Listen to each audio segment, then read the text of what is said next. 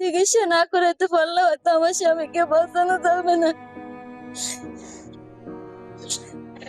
এ যেন মরার উপর খাড়ার ঘা। একদিকে ৩ সন্তানের একজন জন্ম থেকেই প্রতিবন্ধী, অন্যদিকে পরিবারের একমাত্র উপার্জনক্ষম মানুষটি লড়ছেন মরণব্যাধির সাথে। সংসার বাঁচাবেন নাকি স্বামীর চিকিৎসা করাবেন, এই দুশ্চিন্তায় প্রতিটি দিন কাটছে অসহায় গৃহবধূ সুখীর। ভোলার চরফ্যাশন উপজেলার চরফকিরা গ্রামের কৃষক মোহাম্মদ খলিলের স্ত্রী ও ৩ কন্যা সন্তান নিয়ে ছোট্ট এক সংসার। কিন্তু হঠাৎ ক্যান্সারে আক্রান্ত হয়ে আজ দাঁড়িয়ে আছেন তিনি জীবন মৃত্যুর সন্ধিক্ষণে। জানা যায়, প্রথমে জ্বর নিয়ে চিকিৎসা শুরু হলেও হয়নি অবস্থার উন্নতি, বরং ধীরে ধীরে শরীরে কমতে থাকে রক্তের পরিমাণ ও জটিল হয় শারীরিক অবস্থা। পরে ঢাকায় বিভিন্ন পরীক্ষা নিরীক্ষার পর চিকিৎসকরা নিশ্চিত করেন তিনি ক্যান্সারে আক্রান্ত। তারপর জ্বর হয়েছে আর ডাক্তার দেখে ব্যালাট নাই, প্রাইভেট জ্বর, ব্যালাট দিয়েছি, ব্যালাট দিয়ে আবার দিই ব্যালাট নাই। আবার ঢাকা গেছি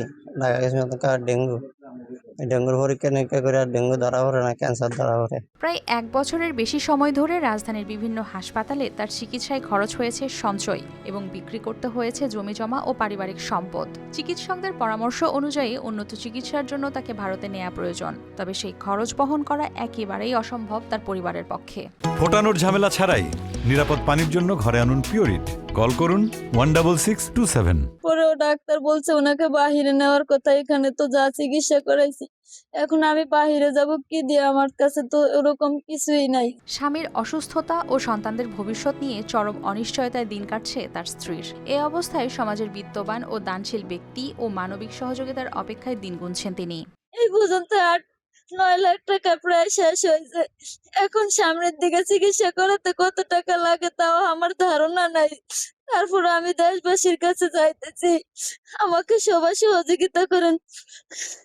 আমি আশা করি যে ফ্যামিলি আমাদের সমাজের যারা বিত্তবান আছে, যারা অর্থশালী, তারা এগিয়ে আসবে এবং সাপোর্ট দিবে, যে যেটুকু পারে, যার কাছে যেটুকু থাকে। একসময় মাঠে ঘাম ঝরিয়ে সংসার চালানো খলিল আজ লড়ছেন মৃত্যুর সাথে। তার অসহায় স্ত্রীর চোখে এখন একটাই আকুতি, তার স্বামী ও সন্তানদের শেষ আশ্রয়টুকু যেন হারিয়ে না যায়।